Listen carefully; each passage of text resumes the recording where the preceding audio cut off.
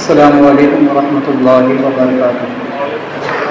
الحمد للہ نحمده ونستعینه ونستغفره ونؤمن به ونعوذ باللہ من شرور انفسنا ومن سیئات اعمالنا، من يهد الله فلا مضل له ومن يضلل فلا هادي له، ونشهد ان لا اله الا الله وحده لا شريك له، ونشهد ان سيدنا ومولانا محمدا عبده ورسوله، فقد قال الله تبارك وتعالى في القرآن المجيد والفرقان الحميد: اعوذ بالله من الشيطان الرجيم، بسم الله الرحمن الرحيم، قال انما اوتيته على علم عندي، صدق الله العظيم وبلغنا رسوله النبي الامين الكريم، لمن الشاهدين والشاكرين والحمد لله رب العالمين۔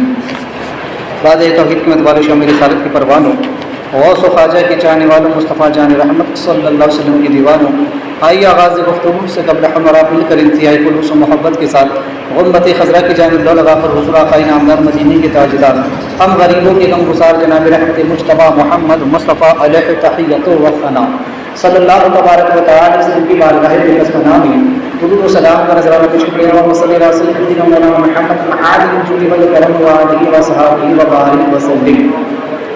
ایک مدعو کو لیجیے: اللہم صلی علی سیدنا مولانا محمد صلاۃ تنجینا بها من جميع الاحوال والآفات وتقضينا بها جميع الحاجات وتطهرنا بها من جميع السيئات وترفعنا بها عندك على الدرجات وتبلغنا بأقصى الغايات من جميع الخيرات والحياة بعد الممات إنك على كل شيء قدير۔ حصول برکت کے لیے متقبل اللهم صل صلاۃ کاملہ وسلم سلام تعالی علی سیدنا محمد وعلى آله وصحبه فالجل وربك من حواجرنا بالرغائب وحسن الخواتم ويسأل الغرام بوجهه الكريم وعلى آله وصحبه كل لمحة ونفس بحمد كل معاني لك يا الله يا الله يا الله۔ حضرت سیدنا موسیٰ علیہ السلام کے ذکر میں یہاں قارون کا ذکر بھی شروع تھا۔ پچھلے ہفتے ہم نے دیر سنا کہ قارون کو اللہ تبارک و تعالیٰ نے کیسے خزانے عطا فرمائے تھے، لہٰذا اس سے حضرت موسیٰ علیہ السلام نے کہا، قوم نے بھی کہا کہ اللہ تبارک و تعالیٰ نے جو مال تجھے عطا فرمایا ہے اس میں سے غریبوں کی بھی مدد کر، جن کا حصہ ہے انہیں عطا کر، اس سے آخرت کی کمائی کر۔ لہٰذا اسے یہ بات بڑی ناگوار ہوئی۔ اس نے ان لوگوں کے جواب میں کہا، قالا کہنے لگا،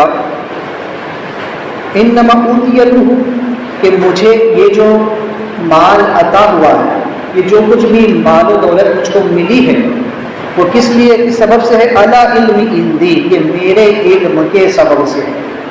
یہ جو کچھ میں نے کمایا ہے اپنے علم اور اپنے ہنر کی بنا پر میں نے یہ سارا مال جو ہے تو جمع کیا ہے۔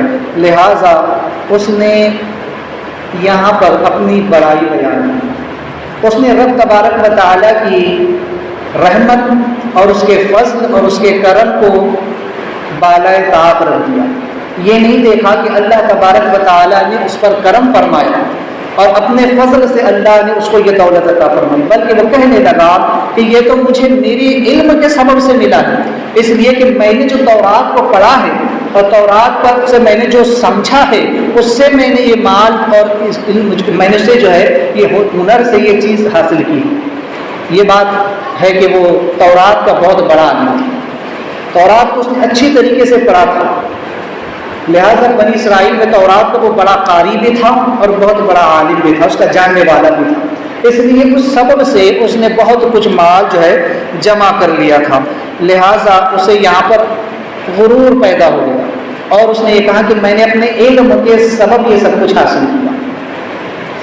ہر وہ انسان جو اپنے علم پر غرور کرے، اپنے علم پر گھمنڈ کرے کہ میرا علم ہے اور مجھے جو کچھ ملا ہے اپنے علم کے سبب سے ملا ہے، تو ایسا انسان قارون کی طرح ذلیل و رسوا ہوتا ہے۔ یہی غلطی ابلیس نے بھی کی تھی، اس نے بھی اپنے آپ کو انا خیر منہ کہا تھا کہ میں سب سے بہتر ہوں، کہ میں سب سے زیادہ جاننے والا ہوں، فرشتوں کا سردار ہوں، سب کچھ جانتا ہوں، یہ آدم آج میرے سامنے پیدا ہوئے ہیں، میں ان سے بہتر ہوں۔ اس کا بھی جو انجام ہوا وہ دنیا نے دیکھا۔ جب بھی انسان اپنے کسی چیز کو لے کر غرور اور گھمنڈ کرتا ہے، اسے اللہ کے فضل کی طرف موقوف نہیں کرتا، تو وہ ذلیل و رسوا ہوتا ہے۔ قارون نے بھی اسے اللہ کے فضل کی طرف منسوب کرنے کی بجائے اپنے علم کی طرف منسوب کیا، اس لیے کہ وہ بہت بڑا عابد و زاہد تھا۔ اس کے بارے میں روایتوں میں ہے کہ اس نے 40 سال تک پہاڑوں میں رہ کر کے اللہ کی عبادت کی، لہٰذا وہ بہت بڑا عابد و زاہد تھا اور بنی اسرائیل میں بے ادیب اور بے مثال تھا۔ لوگ اس کی عبادت کی مثالیں دیا کرتے تھے۔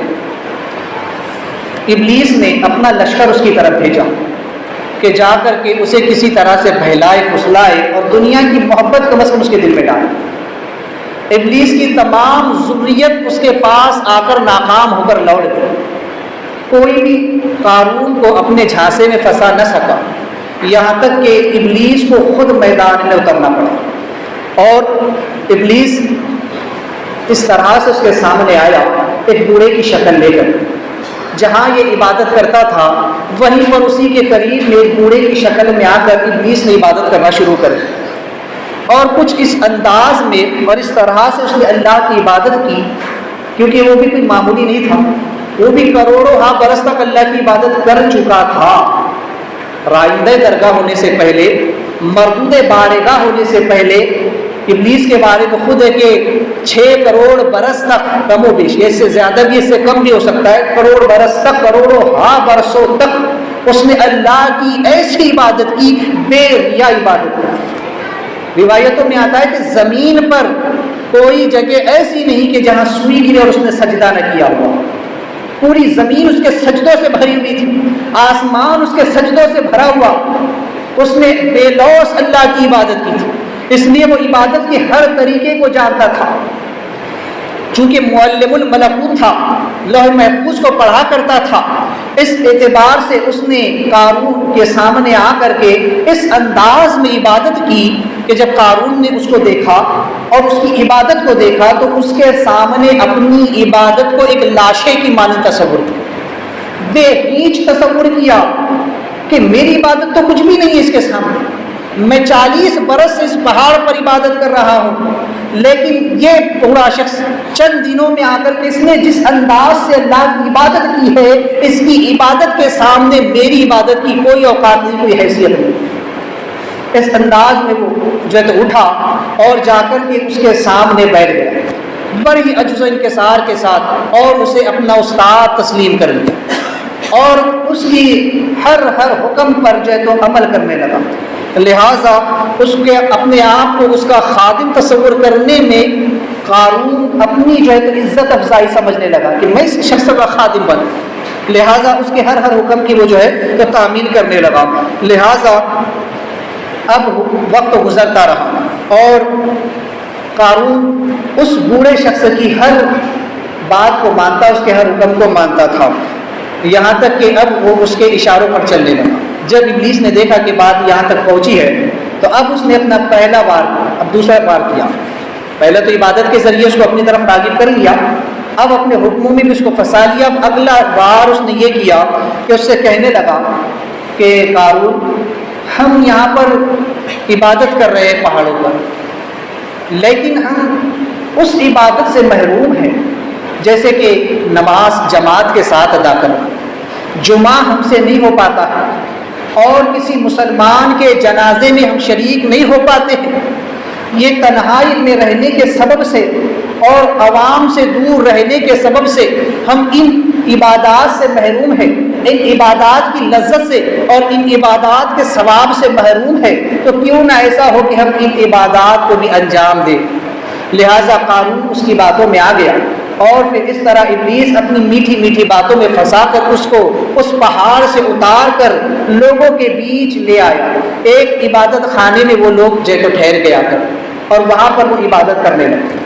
جب لوگوں کو خبر ہوئی کہ 2 بڑے بزرگ آئے ہوئے ہیں اور عبادت کر رہے ہیں، تو ہر طرف سے لوگوں کا تانتا بن گیا، لوگ ان کو ملنے کے لیے، زیارت کرنے کے لیے، دیکھنے کے لیے، خدمت کرنے کے لیے ہر طرف سے ٹوٹ پڑے۔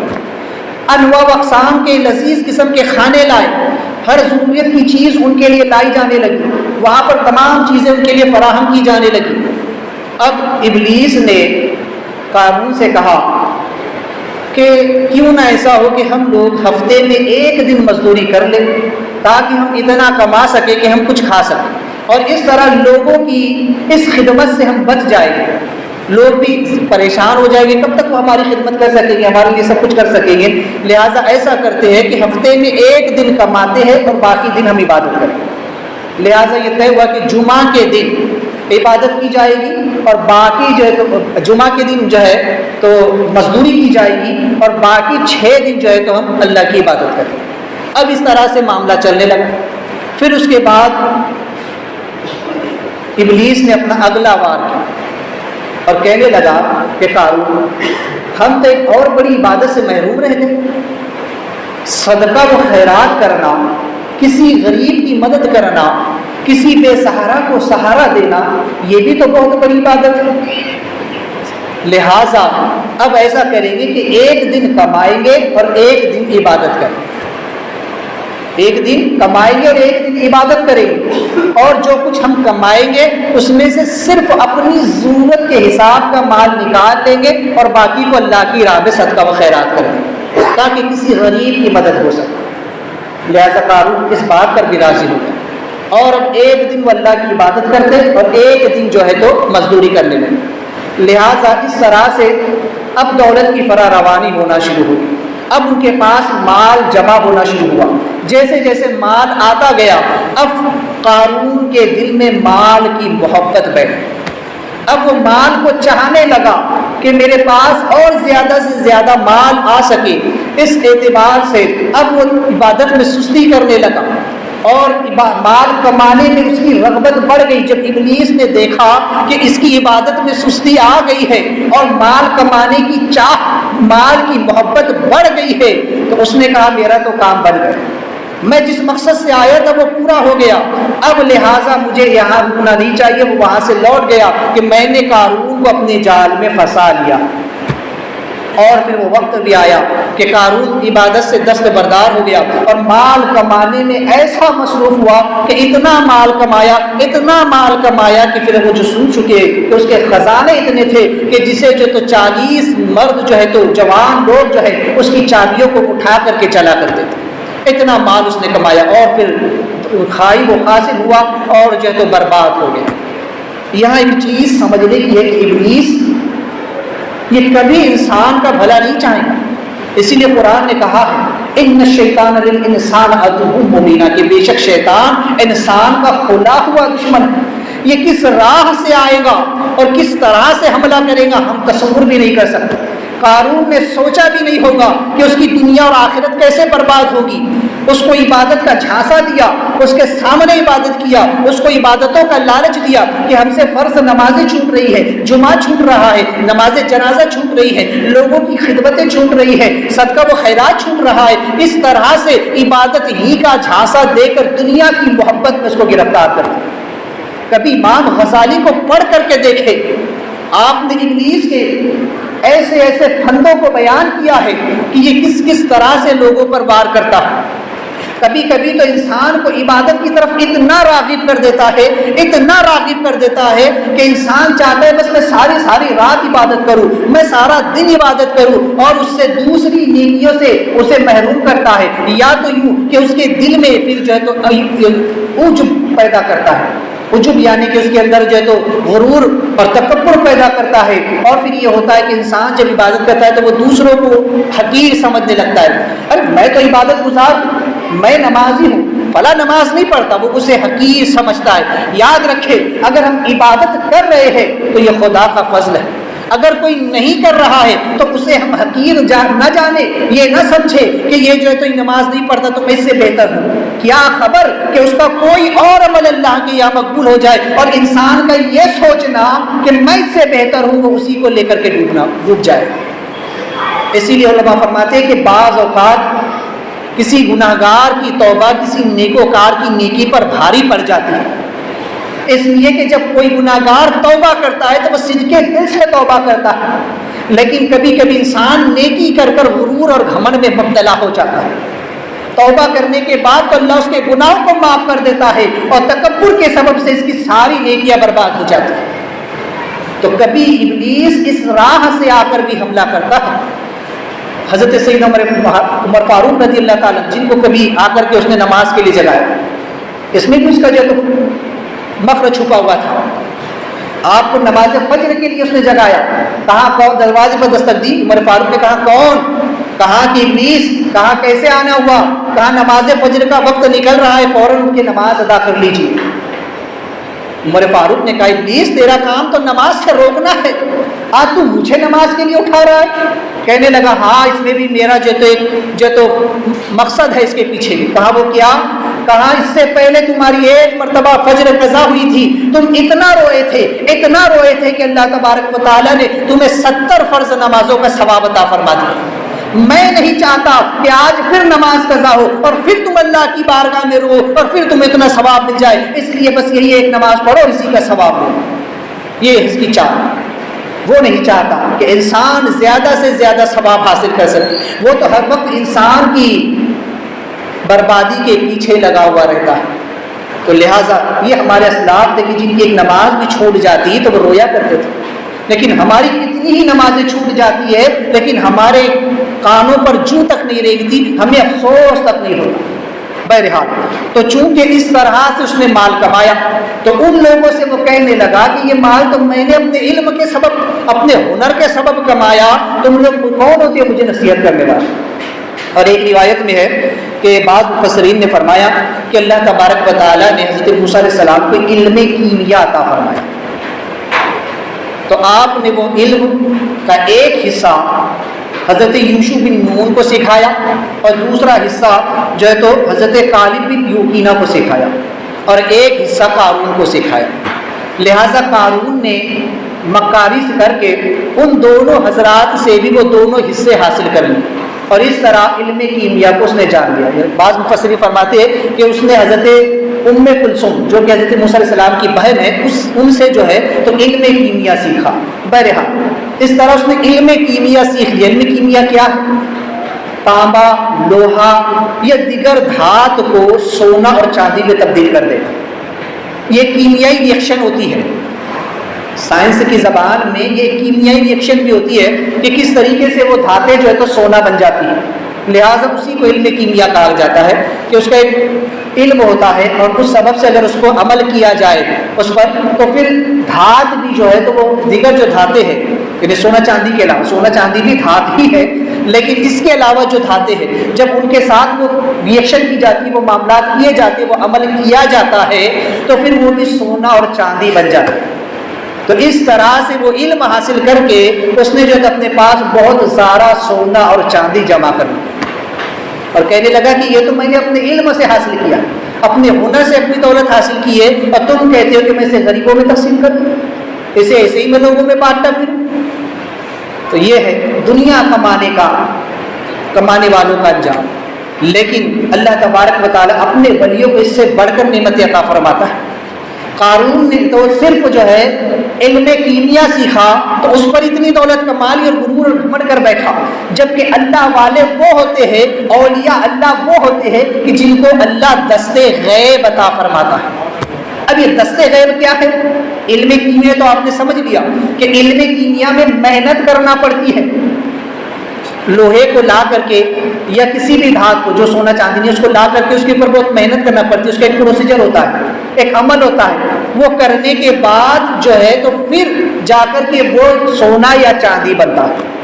محنت کرنا پڑتی ہے، یہ مادیت کا معاملہ ہے. لیکن اللہ اپنے ولیوں کو وہ روحانیت عطا فرماتا ہے اور وہ روحانی طاقت عطا فرماتا ہے، وہ دستے غیب عطا فرماتا ہے کہ اگر وہ اپنے تقیے کے نیچے ہاتھ ڈال کر نکالے تو وہ جس چیز کا ارادہ کرتے ان کے ہاتھ میں ہوتی ہے.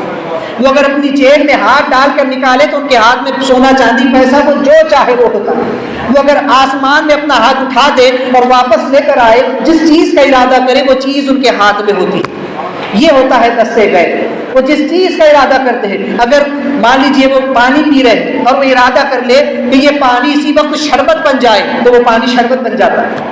وہ جو چاہتے ہیں اس کو بنا دیتے ہیں. یہ دستے غیب اللہ ولیوں کو عطا فرماتا ہے. لیکن باوجود اس کے وہ لوگ اس پر غرور اور گھمنڈ نہیں کرتے بلکہ اس سے دور بھاگتے. کیونکہ وہ چاہتے نہیں کہ ہم اس طرح سے دنیا میں مبتلا ہو کر کے دنیا کما لے اور دنیا کی محبت ہمارے دل میں آ جائے اور پھر یہ جو کچھ ہے اللہ نے روحانیت عطا فرمائی یہ بھی چلی جائے۔ آقا کریم صلی اللہ علیہ وسلم کو تو اللہ نے اس سے بڑھ کر معجزہ عطا فرمایا۔ میرے آقا علیہ السلام فرماتے ہیں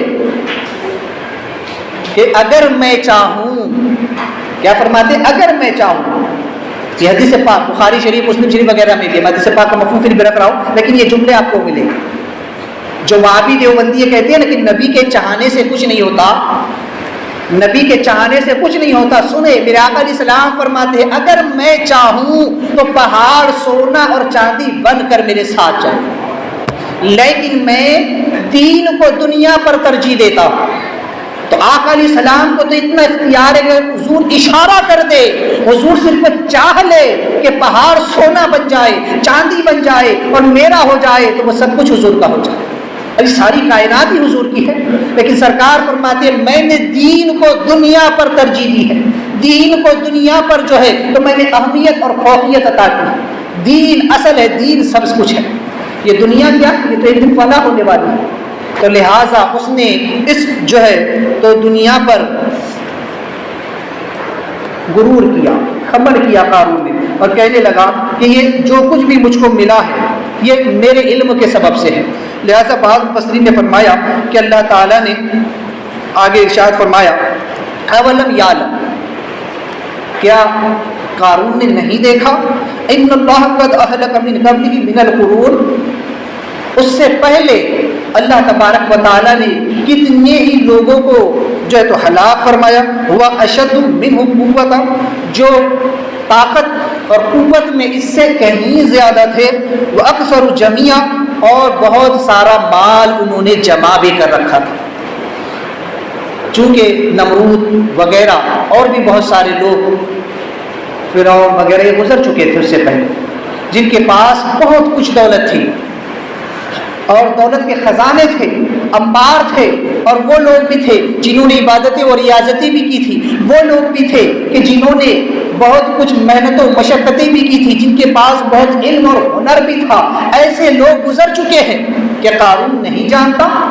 بعض مفسرین فرماتے کہ چونکہ اس نے تورات شریف پڑھی تھی اس لیے اس کو زجر و توبیخ کی گئی، اس کو تنبیہ کی گئی، اس کو سمجھایا گیا کہ کیا تو نے تورات میں ان لوگوں کے قصے نہیں پڑھے، ان لوگوں کے واقعوں میں تیری نظر نہیں گئی جن کو ہم نے تجھ سے بھی زیادہ مال اور دولت عطا فرمایا تھا؟ تیرے پاس اتنا مال ہے کہ صرف 40 جوان جو ہے تو تیرے خزانے کی چابیوں کو لے کر کے گھومتے ہیں۔ وہ دور بھی گزرا ہے، وہ نمرود بھی تھا اور فرعون بھی تھا کہ جنہوں نے جو ہے تو پوری دنیا پر حکومت کی ہے۔ ایسے بھی لوگ گزرے ہیں جن کے پاس ایسی ایسی طاقتیں، قوم سمود اور قوم عاد ایسی قوم گزری ہے کہ جن کی طاقت اور قوت ایسی تھی کہ جس کا اندازہ بھی تم نہیں لگا سکتے، اور ایسے بڑے بڑے علم والے لوگ گزر چکے ہیں جن کے پاس علم فلکیات، علم نجوم اور بہت کچھ علوم موجود تھے۔ تو کیا ان کا انجام تیرے سامنے نہیں ہے کہ ان کے انجام کیا ہوئے؟ لہذا یہاں پر اس کو جو ہے تو زجر و توبیخ کی گئی۔ فرمایا اللہ تعالیٰ لا يسأل عن ذنوبهم المجرمون، تو پھر جب مجرموں کا وقت آ جاتا ہے، ان کے گناہوں کی سزا دینے کا وقت آ جاتا ہے، تو پھر اللہ تبارک و تعالیٰ ان سے باز پرسش نہیں کرتا، ان سے سوالات نہیں کرتا، بلکہ فوراً ان کو عذاب میں مبتلا کر دیا جاتا ہے۔ انہیں فوراً ان کی گرفت ہوتی ہے مجرموں کی، تاکہ ایسا نہ ہو کہ وہ سوال جواب میں وقت کو ضائع اور برباد کرے۔ جب مجرموں کی اللہ رسی کھینچتا ہے، جب تک ڈھیل ملتی ہے تو ڈھیل ملتی ہے، لیکن اللہ جب رسی کھینچتا ہے تو پھر انجام بڑا دردناک ہوتا ہے۔ پھر وہ لوگ جو ہے تو انہیں موقع بھی نہیں ملتا کہ وہ اپنی سفارش کر سکے، وہ اپنی صفائی بیان کر سکے، بلکہ علماء فرماتے ہیں، حضرت حسن نے فرمایا کہ قیامت کا یہ سوال صرف ابھی سوال جو معلومات کے حصول کے لیے نہیں ہوگا، بلکہ اللہ تبارک و تعالیٰ تو ہر شے پر مطلع، اللہ سب کچھ جانتا ہے۔ لہٰذا بعض علماء نے فرمایا کہ یہ مجرموں سے، گناہگاروں سے سوال ہوگا ہی نہیں، بلکہ بغیر حساب و کتاب کیے، بغیر ان سے سوال و جواب کیے انہیں فوراً اوندے منہ گھسیٹ کر جہنم میں ڈال دیا جائے، یا یوں کہ فرشتے ان کے متعلق سوال نہیں کریں گے، ان کے متعلق کسی سے پوچھیں گے نہیں، بلکہ فرشتے انہیں ان کی علامات کے سبب سے پہچان لیں گے۔ فرشتے جان لیں گے کہ یہ لوگ مجرم ہیں، اور کیوں نہ آقا کریم علیہ السلام نے فرمایا ہے کہ اس دن قیامت کے دن لوگ اپنے اعمال کے سبب سے پہچانے جا رہے ہیں. لوگ پہچان لیے جائیں گے کون مجرم ہے، کون نیکوکار ہے، کون متقی ہے، کون پرہیزگار ہے، کون منافق ہے. لوگ اپنے چہروں سے اس دن پہچانے جا رہے ہوں. جیسے کہ آقا علیہ السلام نے فرمایا کہ کل قیامت کے دن میں اپنے امتیوں کو ان کے اعضائے وضو سے پہچانوں، کیونکہ میرے امتی جب وضو کرتے ہیں تو ان کے اعضائے وضو سے گناہ جھڑ جاتے ہیں. کل قیامت کے دن جو میدان محشر میں آئیں گے تو ان کے وضو کے اعضاء چمک رہے ہوں گے ستاروں کی طرح. اسی سے میں اپنے امتیوں کو جو ہے تو پہچان لوں. الگ الگ جو ہے تو نشانیاں بیان ہوئی ہیں، الگ الگ لوگوں کی، الگ الگ اعمال کرنے والوں کی الگ الگ علامتیں بیان ہوئی ہیں. صدقہ دینے والوں کی پہچان الگ ہوگی، عبادت کرنے والوں کی پہچان الگ ہوگی، نمازیں پڑھنے والے ان کی پیشانیوں پر سجدوں کا نور ہوگا، انہیں اس سے پہچان لیا جائے گا. زکوٰۃ دینے والوں کو، حج کرنے والوں کو، صدقہ و خیرات کرنے والوں کو، روزہ رکھنے والوں کو، غرض کے جو شخص جو عبادت زیادہ کرتا ہوگا اس عبادت کا الگ نور ہوگا اور اس سے قیامت کے دن وہ پہچان لیا جائے گا. یہی حال مجرموں کا بھی ہوگا، گناہ گاروں کا بھی ہوگا. جس طرح کا گناہ کیا ہوگا ویسا ہی اس کے چہرے پر اس کا اثر ظاہر ہوگا. آقا علیہ السلام ایک روایت میں فرماتے کہ لوگ قبروں سے اس طرح اٹھائے جائیں گے اپنے گناہوں کی شکل میں، یعنی کہ کچھ اس طرح سے وصلی فرماتے ہیں کہ کوئی سور کی شکل میں اٹھایا جائے گا، کوئی گدھے کی شکل میں اٹھایا جائے گا، کوئی جو ہے تو بندر کی شکل میں اٹھایا جائے گا، کوئی کسی اور جانور کی شکل میں. کیوں؟ اس کی تفسیر میں علماء فرماتے ہیں کہ جس طرح کا اس نے گناہ کیا ہوگا تو وہ گناہ جس جانور کی خصلت ہوگی وہ اس کی شکل میں اس کو اٹھایا جائے گا.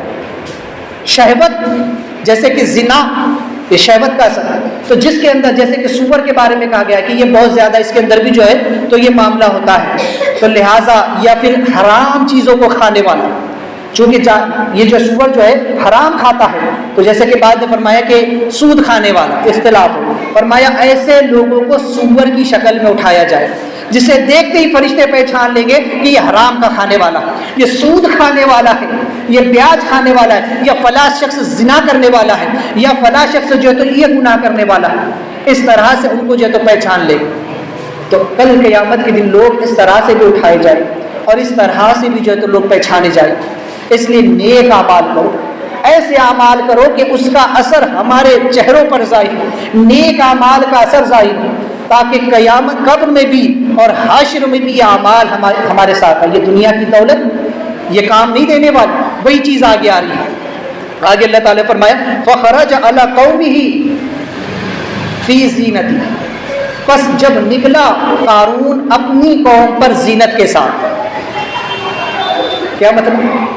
قارون کو جو دولت حاصل تھی اس کے سبب سے وہ بڑا عیش و عشرت میں رہا کرتا تھا اور بڑا ہی بند سنور کر کے وہ نکلا کرتا تھا. منقول ہے کہ قارون ہفتہ کے دن یعنی سنیچر کے دن اپنی قوم کی یہاں آیا. کس طرح کہ یہ اس کی زندگی کا آخری ہار سنگار تھا. اس طرح سے بند سنور کر کے اور اس طرح کر و فر کے ساتھ وہ آیا کہ اشہب نامی خچر پر سوار تھا اور اس پر ریشمی دوشالہ ڈالی ہوئی تھی. یعنی جس خچر پر، یہ خچر جو ہے گدا سے بڑا اور گھوڑا سے تھوڑا کم ہوتا ہے، اس پر یہ سوار تھا. اس خچر کے اوپر جو ہے ریشم کی ایک دوشالہ یعنی چادر جو ہے ڈالی ہوئی تھی اور اس کی زینت وغیرہ سونے کی تھی. یعنی اس پر جو نقش و نگار کیے گئے تھے وہ سونے اور چاندی کے تھے. اور ایسے ہی 4000 ساتھی، اور بعض نے فرمایا کہ 90,000 ساتھی، یعنی اس کے جو سپاہی تھے اس کے ساتھ چلنے والے 7,000 یا 90,000 لوگ سرخ رنگ کے لباس میں جو ہے تو سواریوں پر سوار ہو کر کچھ پیدل اس انداز میں اس کے ساتھ چل رہے تھے.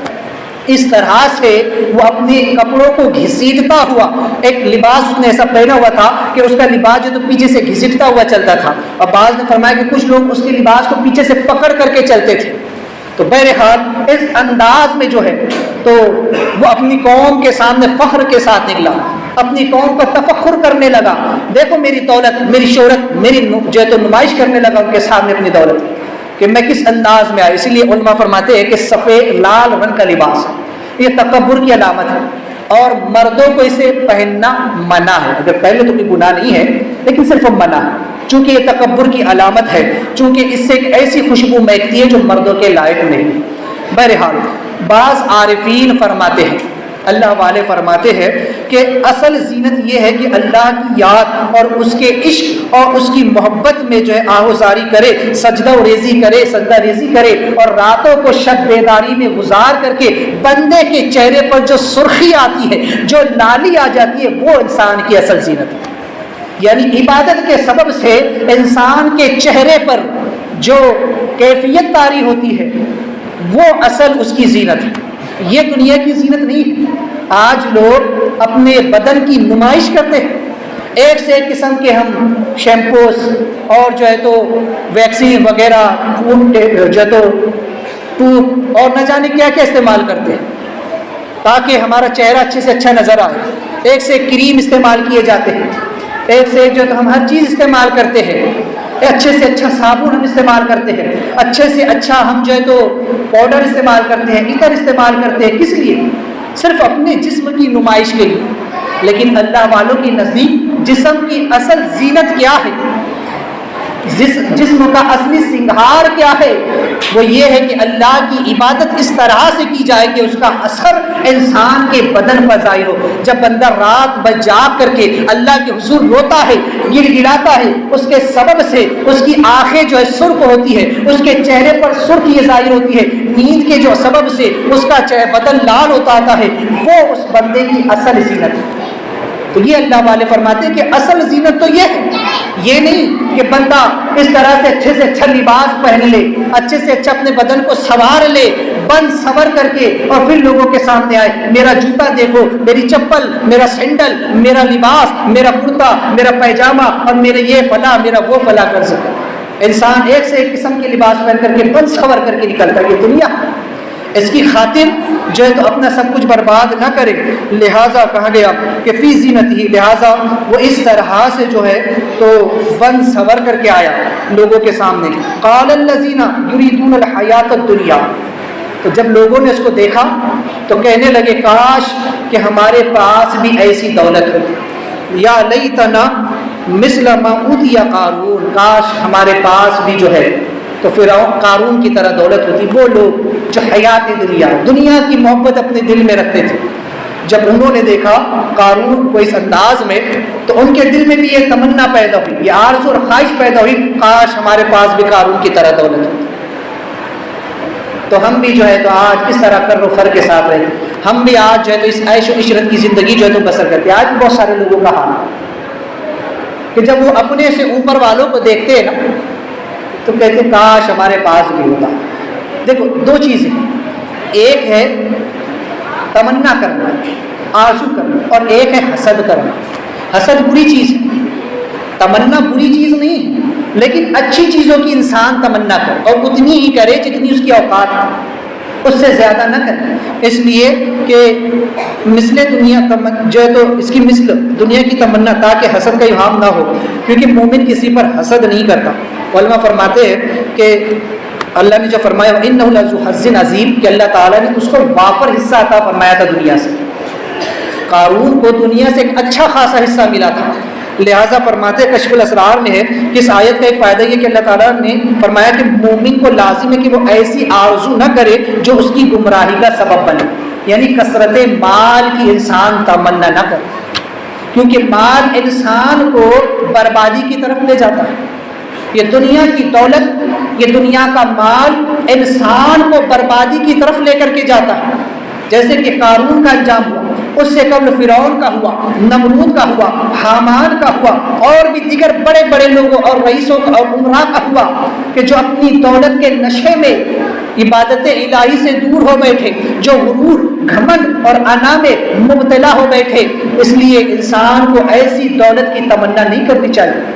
لہٰذا جن کے دلوں میں دنیا کی محبت تھی انہوں نے تمنا کی کاش ہمارے پاس بھی جو ہے تو یہ دولت تھی. میں نے کہا کہ تمنا کرنا، اور انسان اگر تمنا کرے کاش میرے پاس بھی ایسا ہوتا تو بعض حد تک یہ جائز ہے، اس میں کوئی حرج نہیں. لیکن حسد کرے کہ اس کو اتنا کیوں ملا اور مجھ کو نہیں ملا، یہ اللہ کی تقسیم پر اعتراض ہے. یہ اللہ کی تقسیم پر اعتراض ہے کہ اللہ نے اس کو زیادہ دے دیا اور مجھ کو کم دیا. اللہ بہتر جانتا ہے کس کو کتنا دیا جانا چاہے.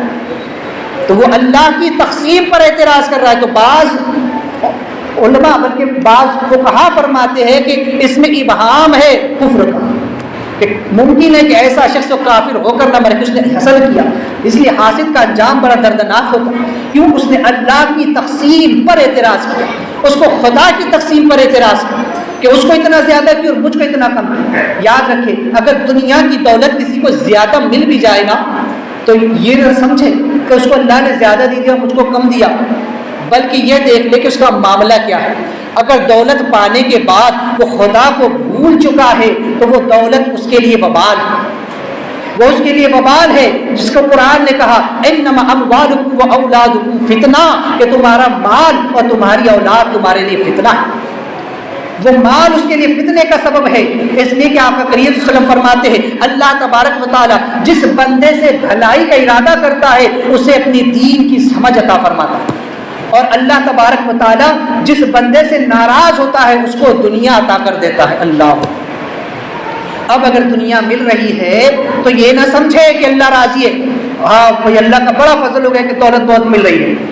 یاد رکھو یہ فضل بھی ہے اور اللہ کی طرف سے ایک عذاب بھی ہے. یہ فضل اور عذاب کیسے، اس کو کیسے سمجھے؟ تو بس آسان سا طریقہ ہے. اگر دولت آنے کے بعد بندہ اس دولت کا شکر ادا کرے، اسے غریبوں میں صدقہ و خیرات کرے اور اپنے رب کی عبادت کرے، عبادت کو نہ چھوڑے، تو سمجھ لے وہ دولت اس کے لیے اللہ کا فضل ہے. جیسے اللہ نے عثمان غنی کو دولت عطا فرمائی، جنہوں نے اپنی ساری دولت رائے خدا میں دی اور عبادت کا یہ عالم کہ ایک نماز بھی قضا نہیں. آج تو حال یہ ہے کہ دولت کمانے کے چکر میں ہماری نمازیں چھوٹ رہی، اور عثمان غنی وہ ہے کہ جن کے پاس اتنی دولت تھی لیکن پھر بھی ایک سجدہ ان کا قضا نہ تھا. یہاں تک کہ ان کی موت بھی جب آئی تو حالت سجدہ میں بعض علماء فرماتے ہیں یہ حالات قرآن کو پڑھتے ہوئے جو تو آپ کی شہادت ہو رہی ہے. یہ انعام ہے قرآن سے ایسی محبت کہ جب آپ قرآن کی تلاوت کریں، آپ کو جب شہید کیا گیا تو خون کا قطرہ بھی گرتا ہے تو قرآن پاک پر گرتا ہے. تو یہ معاملہ ہے حضرت عثمان غنی کا، قرآن سے محبت، نماز سے محبت، صدقہ و خیرات سے محبت. تو وہ دولت مانگو کہ اللہ تبارک و تعالیٰ دولت دے تو عثمان غنی کے جیسی اور دل دے تو ان کے جیسا دے. اور اگر دولت کمانے کے بعد انسان عبادت کو بھول جائے، اپنے رب کو بھول جائے، لوگوں کو جو ہے تو حقیر سمجھے، اپنے آپ کو لوگوں میں بہتر سمجھے، ارے میرے پاس دولت ہے، وہ فلاں تو غریب ہے اس کو دور رکھو میرے سے، اس کے ساتھ کھڑے رہنا بھی اسے گوارا نہ ہو، غریبوں کی مدد کرنے کا اس کے اندر جذبہ نہ ہو، اپنی دولت کا صحیح طور پر جو ہے تو اس کی زکوٰۃ ادا نہ کرے، صدقہ و خیرات ادا نہ کرے، اس کا حق ادا نہ کرے، تو سمجھ لے وہ دولت اس کے لیے وبال جان، وہ دولت اس کے لیے خدا کا عذاب ہے کہ اللہ تعالیٰ نے اسے دنیا دے کر کے دنیا میں مشغول کر دیا اور اپنی ذات سے دور کر دیا. تو وہ خوش نہ ہو کہ مجھے دولت مل گئی، آج میں بہت بڑا مالدار انسان ہوں، میرے پاس اتنے کی پراپرٹی ہے، اتنے پلاٹ ہے، مجھے فلاں کا حساب بھی دیکھنا ہے، دن میں یہاں کا ٹائم جاتا ہوں، کبھی وہاں جاتا ہوں، یہ بھی دیکھنا ہے، وہ بھی دیکھنا ہے، ادھر کا بزنس بھی دیکھنا ہے، وہ بزنس بھی دیکھنا ہے، 3-4 بزنس میرے چل رہے ہیں، ہر ایک بزنس پر مجھ کو دھیان دینا ہے. تو پھر عبادت پر کب دھیان دینا؟ سمجھ لے خدا نے تجھ کو دنیا میں لگا دیا اور اپنی ذات سے دور کر دیا، یہ آخرت کے لیے بڑا وبال ہے. آقا کریم صلی اللہ تبارک و تعالی علیہ وسلم جو ہے تو کیا دعا فرماتے تھے؟ حدیث پاک میں ہے کہ حضور اسلام دعا کرتے کہ اللہ آل محمد کا رزق اتنا مقرر فرما جتنا ان کو کفایت کرے. حضور نے اپنی اولاد کے لیے دولت کتنی مانگی، رزق کتنا مانگا جتنا ان کو کفایت کرے، بس جتنے سے ان کا وقت گزر جائے اتنا. اللہ کے رسول نے خود اپنی اولاد کے لیے دعا مانگی. وہ نبی جو یہ کہہ رہے ہیں کہ اگر میں چاہوں تو یہ پہاڑ سونا چاندی بن کر میرے ساتھ چلے، جن کو اتنا اختیار ہے، جن کو اللہ نے ساری کائنات کی کنجیاں عطا فرما دی ہو، جن کے اختیار میں سارے خزانے ہو، وہ نبی یہ کہہ رہے ہیں کہ اللہ میری اولاد کو، میری اہل بیت کو اتنی دولت دینا یا اتنا رزق دینا جو ان کے لیے کفایت کرے. سیدہ فاطمہ کی زندگی اٹھا کر دیکھ لے، کیا زندگی ہے سیدہ فاطمہ کی کہ ایک دن کئی دن گزر جاتے ہیں لیکن گھر میں کھانے کے لیے کچھ نہیں ہوتا. اپنے ہاتھ سے چکی پیستی ہے، اپنے ہاتھ سے اپنے سارے کام کرتی ہے، اور جو ہے تو کبھی چند لقموں کے لیے جو ہے تو کھانا میسر نہیں ہوتا ہے. کئی کئی دن تک حضرت علی کے گھر چولہا نہیں جلتا ہے. یہ ہے سیدہ فاطمہ. یہ ہے امام حسن و حسین کی زندگی کا کردار کہ امام حسین کو اگر اقتدار کا لالچ ہوتا، جن یہودیوں جن یزیدیوں نے یہ خیال کیا ہے، اور آج کے یزیدی بھی جو یہ کہتے ہیں کہ امام حسین کو معاذ اللہ جو ہے تو حکومت کا جو تو نشہ چڑھ چکا تھا، آپ حکومت حاصل کرنا چاہتے تھے، آپ خلافت حاصل کرنا چاہتے تھے، اس لیے آپ نے یزید سے جنگ کی. ارے انہیں خلافت کی کیا آرزو؟ ارے ان کے دست قدرت میں تو سب کچھ تھا، ان کے جو اللہ نے ان کو تو سب کچھ عطا فرمایا تھا، ان کے نانا جان کو سب کچھ عطا تھا، اور ان کے توسل سے امام حسین کو بھی اتنا کچھ حاصل تھا کہ اگر صرف وہ دعا کر دیتے، وہ اگر کربلا میں ٹھوکر بھی مار دیتے تو پانی کا چشمہ وہیں سے نکل پڑتا. لیکن یہ امام حسین کا صبر ہے، یہ امام حسین کا جو ہے تو اپنے نانا جان کی دعا پر استقامت ہے کہ صرف اتنا ہی رزق ہو کہ جتنے سے زندگی بسر ہو جائے، اتنا ہی مال ضروری ہے جتنے سے ہماری زندگی بسر ہو جائے. زیادہ مال انسان کو گمراہی کی طرف لے کر کے جاتا ہے. انسان ساری زندگی پھر ہائے مال کرتا ہے. پھر قرآن نے کہا الہاکم التکاثر حتی زرتم المقابر، تمہیں غافل کر رکھا مال کی زیادہ طلبی نے یہاں تک کہ تم نے قبروں کا منہ دیکھا.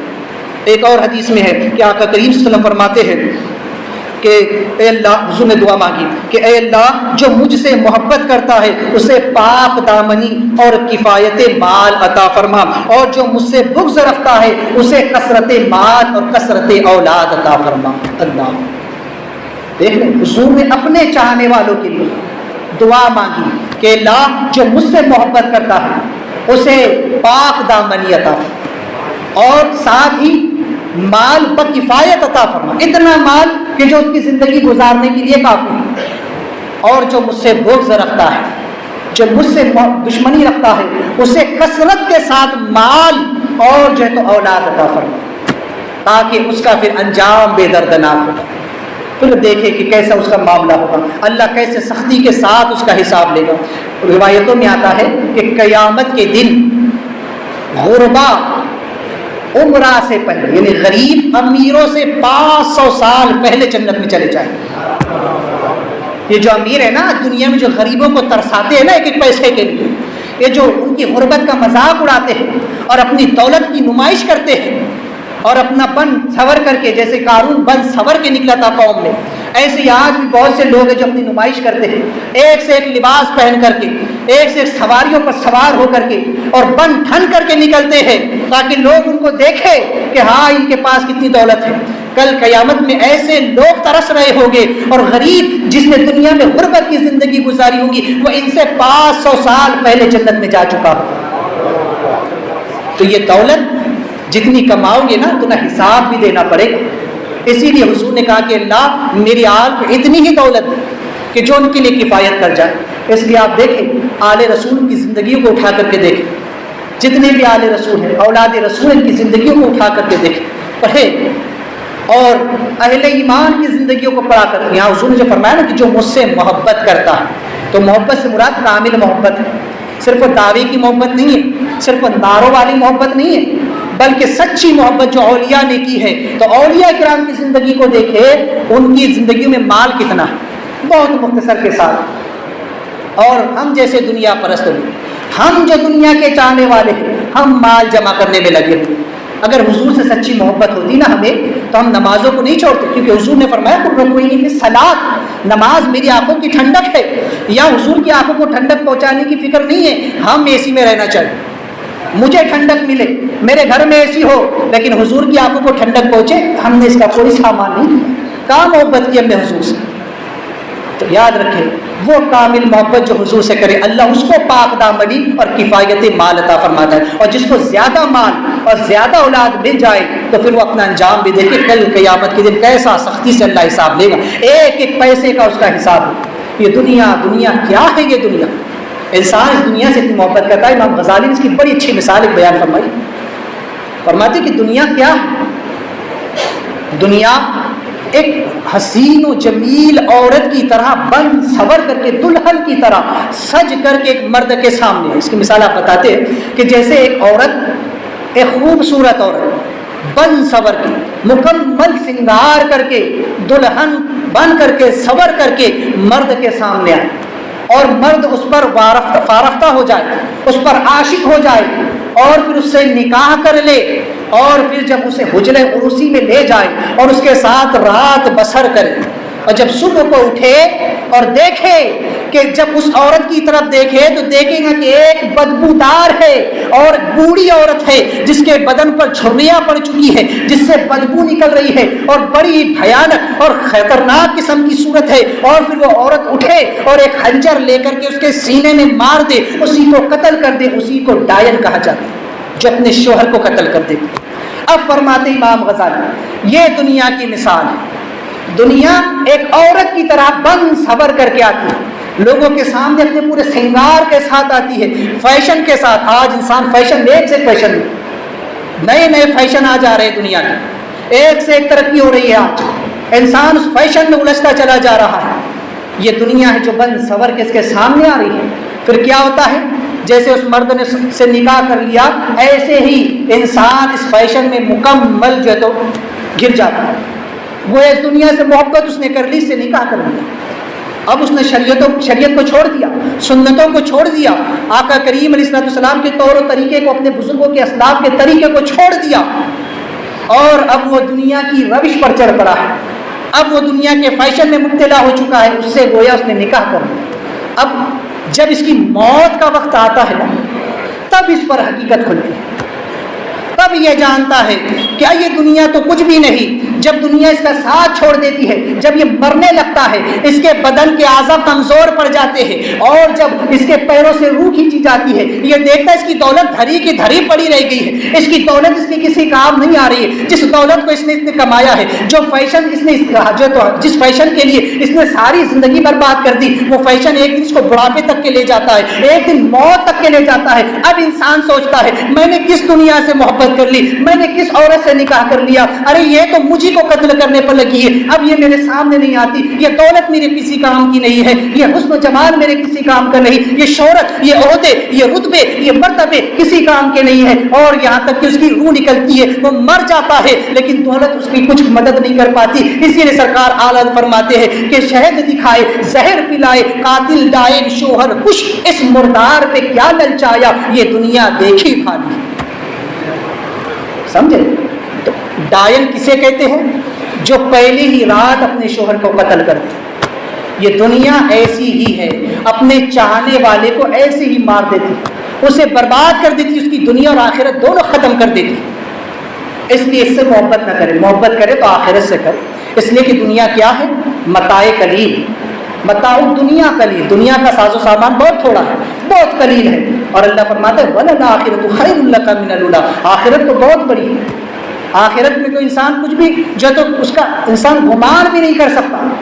دنیا جو قلیل ہے، آج تک انسان اللہ کے قلیل کو نہ سمجھ سکا تو اس کے جو ہے تو کثیر کو کیا جاری گا، آخرت کو اس کے خیر الرقم نے اولا کو انسان کیا سمجھے گا، جنت کی نعمتیں کیا ہے، جنت میں کیا کچھ اللہ نے تیار کر رکھا ہے، انسان کیا چاہے۔ یہ تبھی ہوگا جب انسان دنیا کی لذتوں، دنیا کی شہوتوں اور دنیا کے فیشن سے دور ہو، دنیا کی محبت کو اپنے دل سے نکالے۔ کسی نے کہا کہ دنیا اگر جیب سے نکل جائے تو بندہ فقیر ہو جاتا ہے، اور دنیا دل سے نکل جائے تو بندہ ولی بن جاتا ہے۔ تو اس دنیا کو صرف اولیاء نے کیسے استعمال کیا؟ اس کو اپنے پیروں کے تلے دبا کر کے رکھا۔ حضرت غالب سری سختی معروف کر کے رحمۃ اللہ تعالیٰ، آپ کے پاس بہت سارا مال تھا جو آپ نے رکھا ہوا تھا، اور جو ہے جب آپ کی زندگی بڑی غربت میں آپ نے گزاری، لیکن مال رکھا ہوا تھا، جب آپ کے وصال کا وقت آیا تو آپ نے وہ مال نکالا اور اپنے مرید سے کہا، اپنے خلیفہ وغیرہ سے، کہ اس کو لے جا کر کے جو تو غربا میں تقسیم کر دو۔ تو کہنے لگے کہ حضرت آپ کی زندگی تو بڑی غربت میں گزری، یہ مال پھر کہاں سے آیا؟ آپ نے یہ مال کہاں رکھا تھا؟ کہا کہ یہ مال میں نے کمایا تھا، یہ دنیا میں نے کمائی تھی اور اسے کما کر رکھا تھا صرف اس لیے کہ اپنے نفس کو بہلا سکوں، اپنے نفس کو میں سمجھا سکوں، کیونکہ نفس ایک بچے کی طرح ہے، اسے اگر کھلونا دوں گے تو وہ بہل جائے گا وقتی طور پر، اور جو میں اس کو سمجھا سکوں کہ دیکھ میرے پاس مال ہے، لہٰذا ابھی تو عبادت کر لے، اگر کوئی ضرورت پڑے گی تو مال رکھا ہوا ہے، اگر کوئی مصیبت آئے گی تو مال رکھا ہوا ہے، لہٰذا میں یہ کہہ کر اپنے نفس کو بہلاتا تھا، اپنے نفس کو سمجھاتا تھا، اور رات رات بھر اس سے عبادت کرواتا تھا۔ میں نے یہ کھلونے کے طور پر رکھا تھا، اب جب کہ میری موت کا وقت قریب آ گیا ہے تو اس مال کو لے جا کر جو ہے تو غربا مساکین میں تقسیم کر دیا جائے۔ یہ ہے اللہ والا، انہوں نے دنیا کو اپنے پیروں کے تلے رکھا اور ہم نے دنیا کو اپنے سر پر بٹھا کر رکھا، اس لیے آج ہم ذلیل و رسوا ہو رہے ہیں۔ اور یہ اللہ والے کل بھی کامیاب تھے، آج بھی اور قیامت تک کامیاب ہوں گے۔ اسی لیے اللہ نے فرمایا الا ان اولیاء اللہ لا خوف علیہم ولا هم يحزنون، کہ اللہ کے ولیوں کو نہ کوئی خوف ہے نہ کوئی غم ہے، نہ دنیا میں ان کو غم ہے نہ آخرت کا ان کو کوئی خوف ہے۔ تو اس دنیا کی محبت کو دور کرے، اللہ اس کے رسول سے محبت کرے، اتنا کمائے کہ ہماری زندگی جو ہے تو آسانی کے ساتھ بسر ہو سکے۔ اللہ تبارک و تعالیٰ کہ ہم سب کو عمل کی توفیق عطا فرمائے۔ حضرات، چونکہ مسائل کا بھی سلسلہ شروع ہے اور اس ضمن میں ہم نے قاعدہ اولیٰ کے چند مسائل دیکھے تھے، آج بھی چند مسائل سمجھے کہ قاعدہ اولیٰ میں یعنی جو پہلا قاعدہ ہے 2 رکعت کے بعد ہم جو بیٹھتے ہیں تو اس میں بھی مکمل تشہد کا پڑھنا واجب، یعنی اس کا ہر حرف واجب، اگر ایک حرف لفظ بھی چھوٹا تو جو ہے ترک واجب اور سجدہ سو واجب ہوگا۔